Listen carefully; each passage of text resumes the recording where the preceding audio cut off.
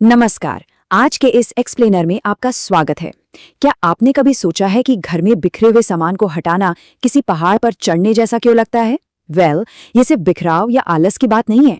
आज हम clutter brain के पीछे की साइकोलॉजी को डिकोड करने वाले हैं, जो असल में इंसान के दिमाग का एक बेहद जटिल डिफेंस मैकेनिज्म है।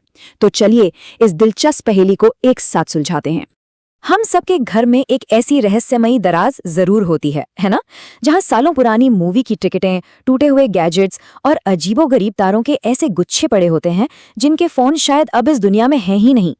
मतलब सच में हम उन बेजान तारों और पुराने कपड़ों को क्यों संभाल कर रखते हैं जिन्हें सालों से किसी ने छुआ तक नहीं है। ऊपर से देखने में ये बहुत ही आम सी बात लगती है, लेकिन यकीन मानिए इसके पीछे की कहानी बहुत गहरी है। साइकोलॉजी इसे महज हमारा आलस नहीं मानती। दरअसल जिसे हम द क्लटर ब्रेन कहते हैं, वो एक ऐसी मानसिक स्थिति है जहां हमारा दिमाग इन बेजान चीजों को इमोशनल एंकर यानी भावनात्मक सहारे के रूप में इस्तेमाल करने लगता है। यही वजह है कि जब हम इन्हें फेंकने की कोशिश करते हैं तो अंदर से एक बहुत अजीब सा प्रतिरोध महसूस होता है। बिल्कुल ऐसा लगता है जैसे हम अपनी ही पहचान का कोई अहम हिस्सा कूड़े में डाल रहे हों। तो इस दिमागी उलझन को गहराई से समझने के लिए आज के हमारे इस सफर में हम 5 अहम पड़ावों से गुजरेंगे। आइडेंटिटी एंकर्स, कंट्रोल लूप्स और survival, memory fair, emotional exhaustion और आखिर में इस बिखराव से आगे कैसे बढ़ें। तो चलिए सबसे पहले बात करते हैं आइडेंटिटी एंकर्स की, यानी वो चीजें जो हमें लगता है कि हमारी पहचान तय करती हैं। ये देखना अपने आप में बहुत दिलचस्प है कि कैसे हमारा दिमाग भौतिक चीजों और हमारी खुद की पहचान के बीच कंफ्यूज हो जाता है। जरा सोचिए, बहुत से लोग परमानेंट टैटू बनवाने से साफ मना कर देते हैं क्योंकि वो खुद को हमेशा के लिए किसी एक चीज से बांधना नहीं चाहते। लेकिन वही लोग हाई स्कूल की उस पुरानी धूल खाती हुई ट्रॉफी या जर्सी को सीने से लगा कर रखते हैं।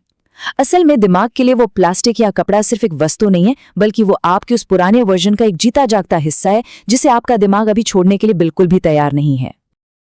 अब आते हैं हमारे दूसरे पॉइंट पर, कंट्रोल लूप्स और सर्वाइवल, जो हमारे भविष्य और अतीत दोनों से जुड़ा है।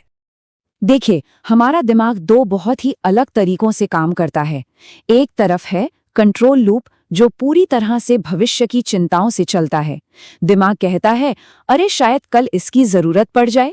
इसी चक्कर में हम टूटे हुए गैजेट्स तक पास रखते हैं, जो हमें अनिश्चितता के खिलाफ एक झूठा सा सिक्योरिटी का एहसास देते हैं।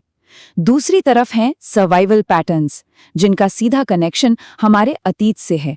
अगर कोई ऐसे माहौल में बड़ा हुआ है जहां संसाधनों की कमी थी, तो उसका दिमाग हमेशा एक सर्वाइवल मोड में रहता है। ऐसे में रबर बैंड या टेकअवे वाले प्लास्टिक के डिब्बे जैसी मामूली चीजें भी भविष्य के लिए बहुत जरूरी संसाधन लगने लगती हैं।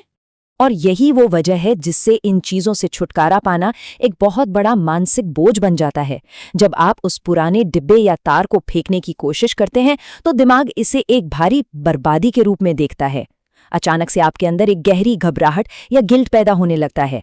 दिमाग अंदर से अलार्म बजाने लगता है कि आप अपनी सुरक्षा खो रहे हैं या किसी बहुत ही कीमती संसाधन को नष्ट कर रहे हैं। तीसरा बहुत ही दिलचस्प पहलू है मेमोरी फियर, यानी पुरानी यादों का म्यूजियम। कुछ लोग स्वभाव से बहुत ऑब्जर्वेंट और संवेदनशील होते हैं।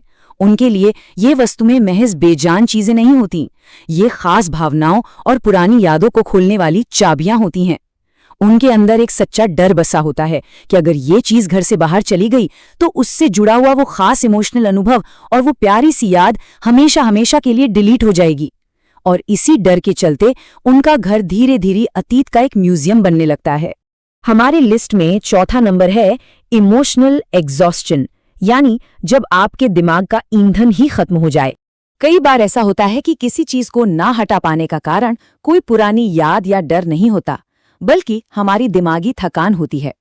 देखिए, कोई भी फैसला लेने में एनर्जी लगती है। दिन भर के काम का प्रेशर, आम जिंदगी का तनाव और हर छोटी बड़ी चीज पर डिसीजन लेने की थकान, जब दिमाग पहले से ही इस कॉग्निटिव ओवरलोड से जूझ रहा हो तो उसके पास ये तय करने की एनर्जी ही नहीं बचती कि क्या रखना है और क्या फेंकना है।